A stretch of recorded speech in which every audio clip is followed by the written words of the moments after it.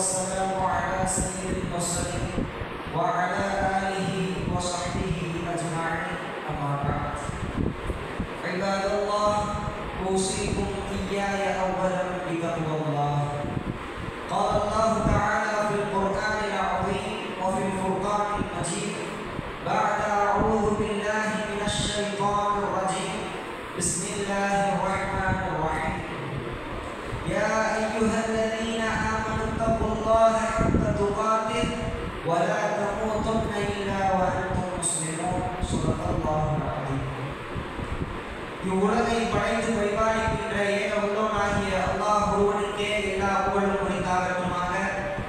அவனுடைய சாந்தியும் சமாதானமும் இவ்வுலகிற்கு நேர்வழி காட்ட அனுப்பப்பட்ட அத்துணை நபிமார்கள் மீதும் குறிப்பாக நமக்கு நேர்வழி காட்ட வந்த பெருமானார் ஸல்லல்லாஹு அலைஹி வஸல்லம் அவர்கள் மீதும் அவர்களை அப்படியே பின்பற்றி வாழ்ந்த சத்திய சஹாபாக்கள் மீதும் தாபிஈன்கள் மீதும் தபீஈன்கள் மீதும் குறிப்பாக இந்த ஜும்ஆ மஜ்லிஸில் அமர்ந்திருக்கும் நம் அனைவர் மீதும் என்றென்றும் நிலைநிற்கட்டுமாக என்று பிரார்த்திக்கிறோம். எல்லாம் வல்ல அல்லாஹ்வின் நல்லடியார்களே, இவ்வுலகத்தின் ஆதி முதல் இன்று வரை சீர்திருத்தம் நடந்து கொண்டுதான் இருக்கிறது. இன்னும் தெளிவாக கூற வேண்டும் என்றால் சீர்திருத்தம் நடந்து கொண்டுதான் இருக்கிறது, இன்னும் சீர்திருத்தம் நடந்து கொண்டுதான் இருக்கும். காரணம் என்ன தெரியுமா? மனிதன் ஏதேனும் ஒரு விதத்தில் ஒரு சிறு பிழையேனும் செய்யக்கூடியவனாகத்தான் இருக்கின்றான். அந்த சிறு பிழையை சீர்திருத்துவதற்கு ஒவ்வொரு மனிதர்களும் அவ்வப்போது இருந்து கொண்டுதான் இருக்கிறார்கள். அந்த பொறுப்பு இப்பொழுது நம்மிடத்தில் இருக்கிறது என்பதை நாம் முதலில் உணர வேண்டும் சகோதரர்கள். இப்பொழுது அந்த சீர்திருத்தம் எல்லா மனிதர்களும் பாவமற்றவர்களாக இப்பொழுது இருக்கிறார்கள் என்று எவராலும் கூற முடியாது. ஆக ஒவ்வொரு மனிதனிடத்தில் ஏதோ ஒரு சிறு பிழை இருக்கும், அதை திருத்துபவர்கள் இருக்கிறார்கள். அதிலும் குறிப்பாக உடன் இருப்பவர்களிடம் அந்த பொறுப்பு அதிகமாகவே இருக்கிறது. உதாரணமாக கூற வேண்டும் என்றால் 2 நண்பர்கள் இருக்கிறார்கள். வெறும் நாவால் மாத்திரம் உரையாடக்கூடியவர்கள் அல்ல, மாறாக உள்ளத்தாலும் உரையாடக்கூடிய 2 நண்பர்கள். அப்படிப்பட்ட இரு உற்ற தோழர்களில் ஒருவர் தவறான செயலில் ஈடுபடுகிறார், அல்லது அவனுள் ஒரு தீய செயல் குடிகொண்டு விட்டது என்றால் அதை பார்த்து கொண்டு மற்றொரு நண்பன் கண்டு காணாமல் இருப்பானா, அல்லது நண்பனை சரியான வழியில் செலுத்த வேண்டும் என்ற முயற்சியில் ஈடுபடுவானா? அவன் கண்டு காணாமல் இருப்பதற்கு வாய்ப்பே இல்லை. அப்படி இருந்தால் அவன் சரியான நண்பனாக இருக்க மாட்டான். நபி ஸல்லல்லாஹு அலைஹி வஸல்லம் அவர்கள் கூறினார்கள், புகாரிலே பதிவு செய்யப்பட்டுள்ளது, உன்சுர் அஹாக வாலிமன் அவ் மவ்லூமன், உன் சகோதரன் அநீதி இழைப்பவனாக இருந்தாலும் அநீதி இழைக்கப்பட்டவனாக இருந்தாலும் நீ உதவி செய்ய கூறினார். அநீதி இழைக்கப்பட்டவனுக்கு உதவி செய்யலாம், அநீதி இழைத்தவனுக்கு எவ்வாறு உதவி செய்யும்? ஒரு தோழர் கேட்டார், யா ரசூலல்லாஹ், அன்சுருஹு இதா கான மظلومன், அநீதி இழைக்கப்பட்டவனாக இருந்தால் நான் உதவி செய்வேன். அஃபரைத இதா கான ظالمன் கைஃப அன்சுரு, அவன் அநீதி இழைப்பவனாக இருந்தால் நான் எவ்வாறு உதவி செய்வேன்? பொருள் என்று கேட்டார்.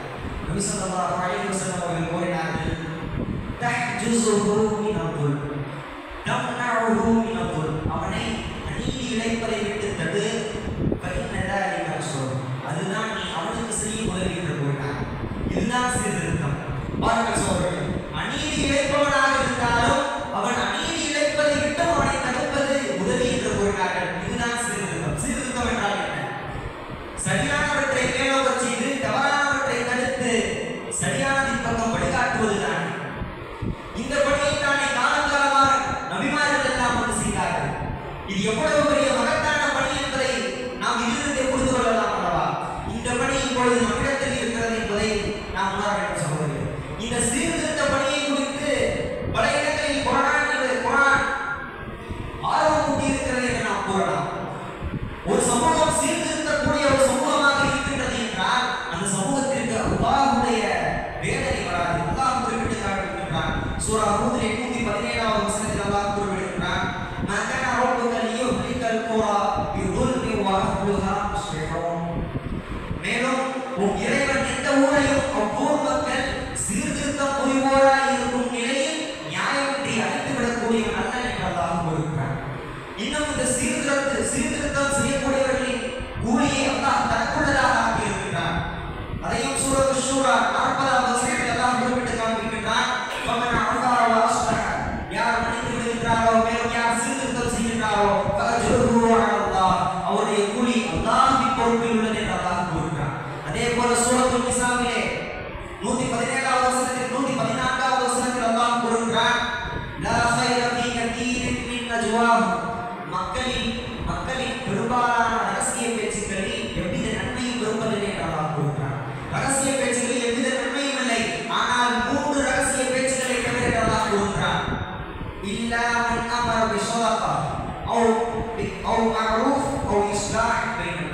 அந்த மூன்றாவதாக மக்களுக்கு மத்தியில் சீர்திருத்தம் புரியும்படி அறிவுரை கூறுபவர்களின் பேச்சுக்களை தவிர என்றெல்லாம் குறிப்பிட்டிருக்கிறார். பாருங்கள் சோழர்கள், சீர்திருத்தம் செய்யவில்லை, ஆனால் அதை குறித்தான ரகசிய பேச்சில் கூட அல்லாஹ் நன்மை இருக்கின்றது என்று போடுகிறார். அதே வசனத்தெல்லாம் தொடர்ச்சியாக கூறுகின்றார், அல்லாஹ்வுடைய உவப்பை நாடி யார் அதை செய்கிறாரோ அவருக்கு நாம் மகத்தான கூலியை வழங்குவோம், மிகப்பெரும் கூலியை வழங்குவோம் என்று அல்லாஹ் கூறுகிறார். இதிலிருந்தே நாம் புரிந்திருக்கோம், இத்துணை வசனங்களிலிருந்து நாம் புரிந்திருக்கோம் இந்த சீர்திருத்த பணி எவ்வளவு முக்கியமான பணி, அந்த பணிக்கு எந்தளவு அல்லாஹ் ஆர்வம் ஊட்டி இருக்கின்றான் குர்ஆனில் என்பதை நாம் இதிலிருந்தே புரிந்திருக்கோம். சொல்கிறேன், இந்த பணி இப்பொழுது நம்மிடத்தில் இருக்கிறது. நாம் எதை சீர்திருத்த வேண்டும் என்று பார்த்தால், நம் கண் முன்னே கோடிக்கணக்கான நபர்கள் எல்லாம் கொட்டி கிடக்கின்றார். சொல்கிறேன், சீரழித்து கிடக்கின்ற மனித பண்பாடுகளில் சீர்திருத்தம் தேவைப்படுகிறது, வணிக முறைகளில் சீர்திருத்தம் தேவைப்படுகிறது, வாழ்வியல் ஒழுக்கங்களில் சீர்திருத்தம் தேவைப்படுகிறது. இவ்வாறு நாம் எதிலெல்லாம் சீர்திருத்தம் தேவைப்படுகிறது என்று நாம் பார்த்தால் ஏராளமாக நாம் சொல்லலாம். இத்துணை தவறுகளில் வழிகாட்டுதல்கள் தேவைப்படுகிறது. அந்த வழிகாட்டுதல்களை எல்லாம் வழங்கும் பொறுப்பு நம்மிடத்தில் தான் இருக்கிறது என்பது மேற்கூறிய வசனங்களில் இருந்தும் நபி ஸல்லல்லாஹு அலைஹி வஸல்லம் அவர்களின் வாழ்க்கை வரலாறுகளில் இருந்தும் நாம் புரிந்து கொள்ளக்கூடிய பாடம். இப்பொழுது இதை சீர்திருத்த வேண்டும் என்றால் குர்ஆன் அடிப்படையிலும் சுன்னா அடிப்படையிலும் தான் நாம் சீர்திருத்த முடியும். ஆக நன்றாக இந்த சமூகம் சீரழிந்து வந்து கொண்டிருக்கிறது. இந்த சமூகத்தை குர்ஆன் அடிப்படையிலும் சுன்னா அடிப்படையிலும் மறுகட்டமைப்பு செய்வதற்கான ஒரு பொறுப்பு நம்மிடத்தில் இருக்கிறது என்பது நமக்கு புரிய வருகிறது. இது ஒரு புறம் இருக்கட்டும், இச்சமூகத்தை இஸ்லாத்தின் அடிப்படையில் மறுகட்டமைப்பு செய்ய வேண்டும் என்று கூறுகின்றன. பல விஷயங்களில் வழிகாட்டுதல்கள் தேவைப்படுகிறது. அந்த வழிகாட்டுதல்களை நாம் தான் வழங்க வேண்டும் என்று கூறுகின்றன. அதில் உள்ள தவறுகளை எல்லாம் நாம் தான் களைய வேண்டும், இன்னும் அதனை நாம் தான் சீர்படுத்த வேண்டும் என்று கூறுகின்றன. நாமே சீராக இல்லை என்றால் இவ்வளவு பெரிய மோசமான நிலை என்பதை யோசித்து பார்க்க சொல்லுங்கள். நாமே ஒன்று சீராக இல்லாமல் மற்றவர்களை சீர்படுத்தும் நோக்கில் நாம் இறங்கிவிட்டோம் என்றால் அது எவ்வளவு பெரிய மோசமான நிலை.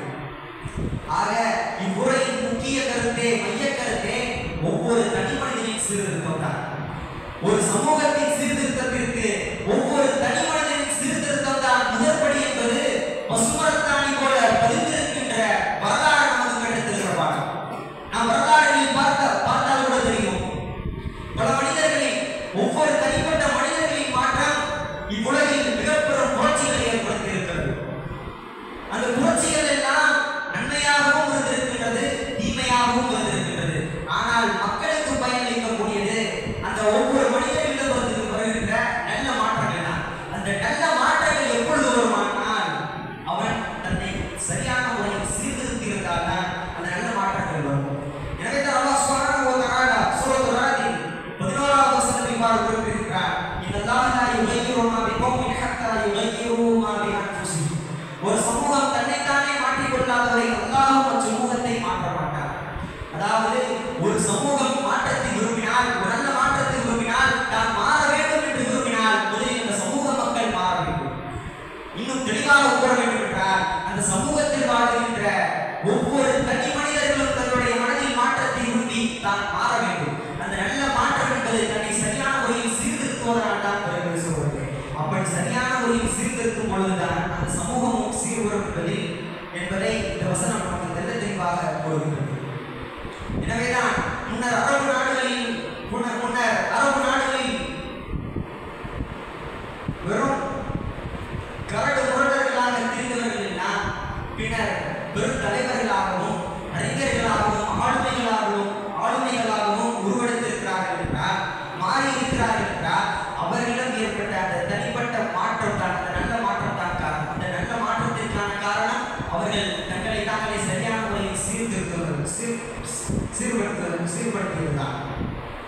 அவர்கள் எல்லாம் வெறுமனே தங்களை தாங்களே சீர்படுத்தி இருக்க மாட்டார்கள். மாறாக அவர்களுக்கு அல்லாஹ்வின் புறத்திலிருந்து ஒரு வழிகாட்டுதல்கள் வந்திருக்கும். அந்த வழிகாட்டுதல்களின் வலிமையை புரிந்து கொண்டு அதை புரிந்து அறிந்து சிந்தித்து செயல்படுத்தி இருப்பார்கள். அதன் மூலம் அவர்களுக்கு அந்த மாற்றங்களை நாம் நிகழ்ந்திருப்போம். நமக்கும் அனைத்து விதமான வழிகாட்டுதல்களை எல்லாம் வந்துவிட்டது என்று நாம் கூறுகின்றோம். ஆனால் அந்த வழிகாட்டுதல்களை கொண்டு நாம் நம்மை சீர்படுத்தவில்லை என்றால் நம்முடைய நிலையை திட்டமிட்டு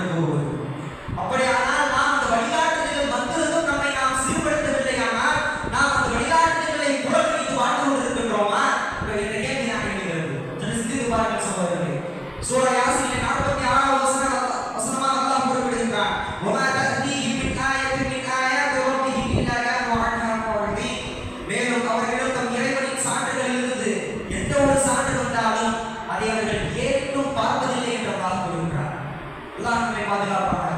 இந்த நிலையில் நாம் இருக்கின்றோம். இந்த நிலையில் நாம் இல்லை என்றால் அந்த வழிகாட்டுதல்களை வைத்து நாம் இந்நேரம் நம்மை நாம் சீர்படுத்தி இருப்போம் அல்லவா?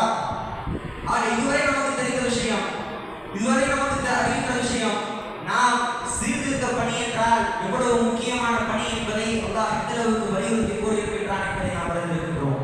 அந்த சமூக சீர்திருத்த பணிக்கு மிகவும் முக்கியம் ஒவ்வொரு தனிமனிதனின் சீர்திருத்தம் என்பதை நாம் அறிந்திருக்கின்றோம்.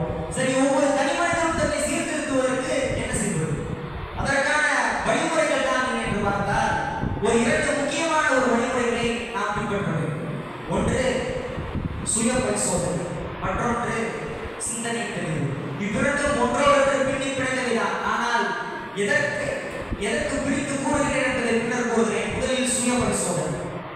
இந்த சுய பரிசோதனை தான் ஒரு மனிதன் நான் எந்த நிலையில் இருக்கின்றேன் என்பதை உணர்வதற்குரிய ஒரு கருவியாக இந்த சுய பரிசோதனை தான் என்று சொல்கிறேன். ஏனென்றால் ஒரு மனிதன் தான் எந்த நிலையில் இருக்கின்றேன் என்பதை உணர்ந்தால் தான் பிறகு தன்னை மாற்றிக் கொள்வதற்கும் தன்னை திருத்திக் கொள்வதற்கும் உதவும். சூரா கஷ்மீரிலே 18வது வசனத்தில் அல்லாஹ் இவ்வாறு கூறுகிறான், யா அய்யுஹல்லதீன ஆமனு தக்குல்லாஹ், ஈமான் கொண்டவர்களே அல்லாஹ்விற்கு அஞ்சுங்கள், வல் தன்துர் நஃப்சும் மா கத்தமத் லிகத், ஒவ்வொரு மனிதனும் நாளைய தினத்திற்காக என்ன தயார் செய்து வைத்திருக்கிறான் என்பதை பார்க்கட்டும் என்று அல்லாஹ் கூறுகிறான். ஒவ்வொரு மனிதனும் நாளைய தினத்திற்காக என்ன தயார் செய்து வைத்திருக்கிறான் என்பதை பார்க்கட்டும் என்று அல்லாஹ் கூறுகிறான். அதாவது இதுதான் முஹாஸபத்துன் நஃப்ஸ், தன்னைத்தானே சுய பரிசோதனை செய்வது. இவ்வாறு செய்யும் பொழுதுதான் தன்னிடம் உள்ள தவறுகள் அவனுக்கு புலப்படும், தன்னிடம் உள்ள நல்லவைகளும் அவனுக்கு புலப்படும். இன்னும் தவறுகளை களைவதற்கும் சரியானவற்றை பக்கம் நுழைவதற்குரிய வாய்ப்பு அவனுக்கு சுய பரிசோதனை செய்யும் பொழுதுதான் அவனுக்கு கிடைக்கிறது. எனவே இந்த சுய பரிசோதனையை நாம் அன்றாடம் நம்முடைய வாழ்வில் கொண்டு வர வேண்டும். இவ்வாறு தெரியுமா, நாம் உறங்கும் முன்போ அல்லது வேறொரு நேரத்திலோ நாம் நம்மை கேள்வி கேட்டுக் கொள்ள வேண்டும். இதை ஒரு சிறுவிளக்கமாக கூற வேண்டும் என்றால், நீ கேள்வி கேட்கப்படுவதற்கு முன் உன்னை நீ கேள்வி கேட்க வேண்டும். நான் இந்த நிலையில் இருக்கிறேன், நான் இந்த பாதையில் செல்கின்றேன், நான் இருக்கின்ற நிலை சரியா, நான் செல்கின்ற பாதை சரியா, நான் இந்த பாதையில் செல்ல வேண்டும், என்னுடைய பணிதான் என்ன? இவ்வாறு நாம் நம்மை கேள்வி கேட்டுக் கொள்ளும் பொழுதுதான் அந்த கேள்விக்குரிய விடை கிடைத்தால் போதும் நாம் சரியான பாதையில் செல்வதற்கு அதுவே ஒரு வழிவகையாக இருக்கும் என்பதில் எவ்வித சந்தேகம் இல்லை. இரண்டாவதாக சிந்தனை தெளிவு என்ற பொருள். அதாவது நாம் எந்த அடிப்படையில் சிந்திக்க வேண்டும் என்ற தெளிவு நம்மிடத்தில் இருக்க வேண்டும் சகோதரர்களே. நான் முன்னரே கூறினேன், இந்த சமூகத்தை சீர்திருத்துவதற்குரிய அடிப்படை குர்ஆனிலும் சுன்னாவிலும் தான் இருக்கிறது. ஆக அந்த அடிப்படையில் நாம் சிந்திக்கும் பொழுதுதான் தவறுகளை சரியான முறையில் களைவதற்குரிய வாய்ப்பு நமக்கு கிடைக்கிறது சகோதரர்களே. அப்படி சிந்திக்கும் பொழுதுதான் சரி எது தவறு எது நாம் பிரித்தறியக்கூடிய வாய்ப்பு கிடைக்கிறது. இந்த முன்னர் கூறிய சுய பரிசோதனையும் இந்த சிந்தனை தெளிவும் ஒன்றோடொன்று பிணைந்தது என்று நான் கூறினேன். எவ்வாறு தெரியுமா, எப்பொழுது ஒரு மனிதன் இந்த அடிப்படையில் சிந்திக்கின்றானோ அப்பொழுதுதான் அவன் சரியானதையும் தவறானதையும் சரியான முறையில் பிரித்தறியக்கூடிய வாய்ப்பு கிடைக்கிறது. ஆக அவன் சுய பரிசோதனை செய்கிறான் என்றால் அவன் சரியானதை இந்த அடிப்படையில் சிந்திக்கும் பொழுதுதான் தவறானதை களைவதற்குரிய வாய்ப்பு கிடைக்கிறது. ஆக இந்த அடிப்படையில் சிந்தனை இல்லாமல் வெறும் அவன் சுய பரிசோதனை மட்டும் செய்தாலும் எவ்வித பலனும் அளிப்பதில்லை. ஏனென்றால் சிந்தனை தெளிவு அவனிடத்தில் இல்லை. இந்த சிந்தனை தெளிவை பிரித்து தனியாக கூறியதன் காரணம் என்னவென்றால், நாம் அனைவரும் அறிந்த விஷயம்தான், இவ்வுலகில் ஏற்படுகின்ற எவ்வளவு பெரிய நன்மையான காரியமாக இருந்தாலும் இவ்வுலகத்தில் முதலில் ஏதோ ஒரு மனிதனின் மூளையில் ஒரு மனிதனின் சிந்தனைகள் உதித்ததாகத்தான் இருக்க முடியும். அதே போல எவ்வளவு பெரிய தீமையாக இருந்தாலும் அதுவும் இவ்வுலகத்தின் முதலில் ஏதோ ஒரு மனிதனின் சிந்தனையில் உதித்ததாகத்தான் இருக்க முடியும். எனவே ஒரு மனிதனுடைய சிந்தனை சீர்பெற்றால் அனைத்தும் சீராக மாறிவிடும். அதே ஒரு மனிதனுடைய சிந்தனை கெட்டுவிட்டால் அனைத்தும் சீரழிந்துவிடும் என்பதில் எவ்வித சந்தேகமும் இல்லை. எனவே தான் இந்த சிந்தனை தெளிவு என்பது நம்மிடத்தில் மிக கவனத்திற்குரியதாக இருக்க வேண்டும் சொல்லுவோம். ஆக நாம் இந்த சிந்தனை தெளிவின் மூலமும் இன்னும் சுய பரிசோதனையின் மூலம் தான் நம்மை நாம் சீர்படுத்துவதற்கு முடியும் என்பதில் முடியும். ஆக இதன் மூலம் நம்மை நாம் சீர்படுத்தி ஒவ்வொரு தனிமனிதனும் தன்னைத்தானே சீர்படுத்தி பிறகு சமூகமும் சீர்படும் பாக்கியத்தையும் ரஹ்மான் தந்தருள் புரிவானாக. மேலும் நம் அனைவரையும் உயர்ந்த சூழமான ஜன்னத்துல் ஃபிர்தௌஸ் என்ற சொர்க்கத்தில் ஒன்று கொள்வானாக என்ற பிரார்த்தனையோடு أعوذ بالله من الشيطان الرجيم بسم الله الرحمن الرحيم يا أيها الذين آمنوا اتقوا الله ولتنظر نفس ما قدمت لغد واتقوا الله إن الله خبير بما تعملون صدق الله العظيم بارك الله لي ولكم في القرآن العظيم ونفعني وإياكم بما فيه من الآيات والذكر الحكيم أقول قولي هذا وأستغفر الله لي ولكم ولسائر المسلمين من كل ذنب فاستغفروه